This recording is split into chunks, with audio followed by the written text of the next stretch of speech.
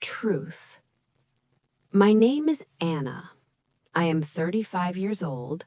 I live with my husband, Mark, in a quiet town not far from the city. We have been married for 8 years. Our life looked normal from the outside. We had a small but neat house, 2 cars, steady jobs, and polite neighbors. People often said we were a good couple. Mark was calm, polite, and careful. He never shouted, he never drank, he never came home late. I trusted him completely.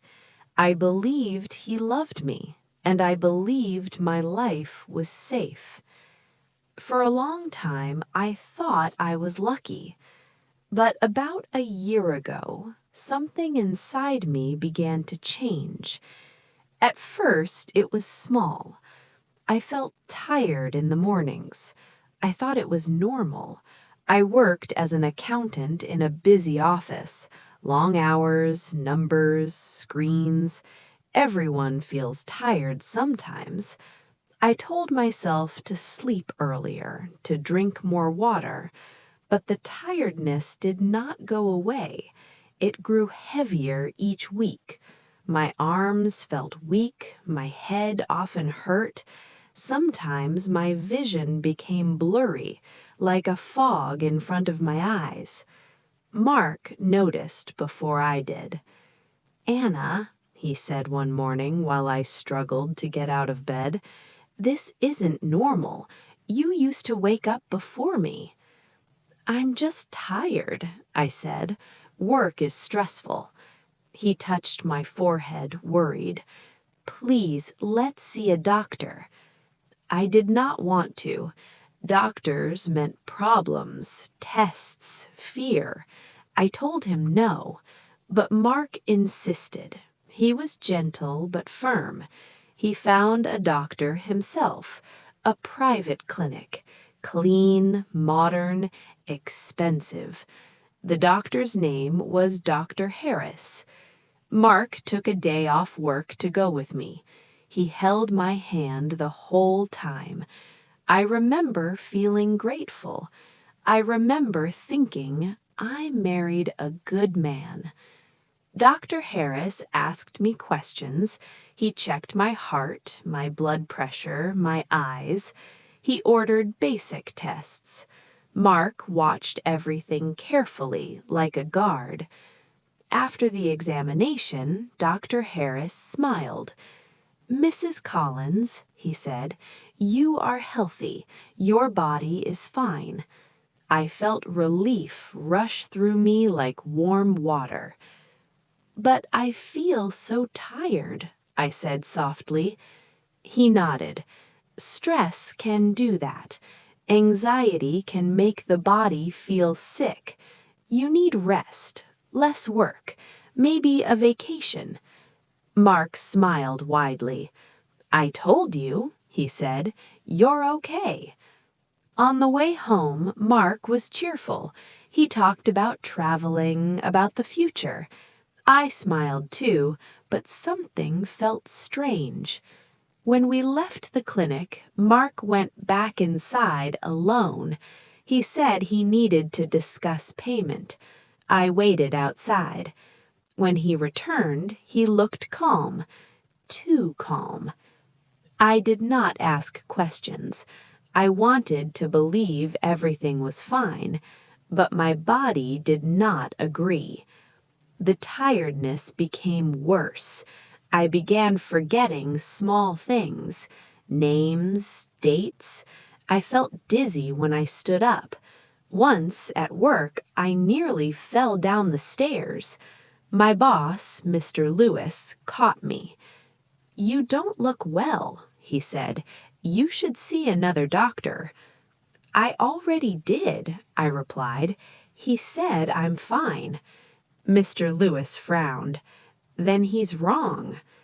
That night, I told Mark what happened. He hugged me tightly. "You worry too much," he said. "The doctor said you're healthy. Trust him. Trust me." I wanted to, but fear had started growing inside me. One evening, Mark fell asleep on the sofa. His phone buzzed on the table. I did not usually check his phone. Trust had always been easy for me, but that night my hands moved on their own. The message was from Dr. Harris. It said, "Next payment is due soon. Please confirm." Payment, not appointment, not test. Payment. My heart began to beat loudly. I checked older messages. There were many, short, cold, about money, about time. I felt sick. When Mark woke up, I acted normal. I smiled, I cooked dinner. Inside, my mind was screaming. The next morning, I did something I had never done before. I went to another doctor. I did not tell Mark. I took a bus to a public hospital. The waiting room was crowded. The chairs were uncomfortable, but the doctor, Dr. Evans, was kind and careful. She listened, really listened. She ordered many tests.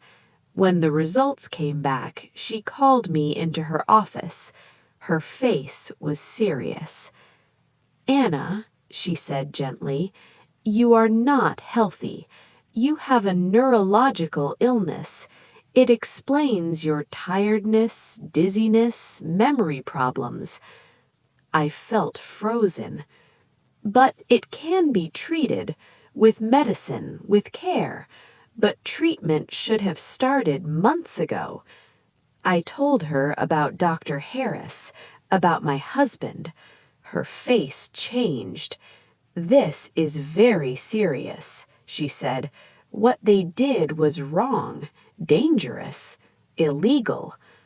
I left the hospital feeling numb. When I got home, Mark was making tea. I put the medical report on the table. "I know," I said. He read the paper. His hands shook. "I can explain," he whispered. "Explain.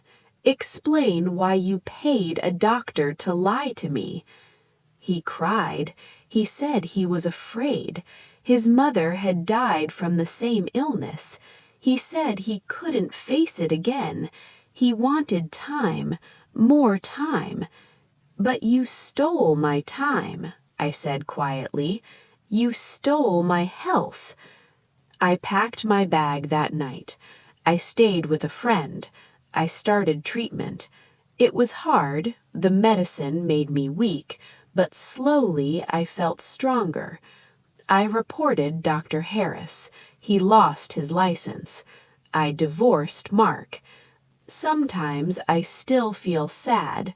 Sometimes I still feel angry. But I am alive. And now I choose truth over comfort, health over fear, myself over lies. Because love without honesty is not love at all.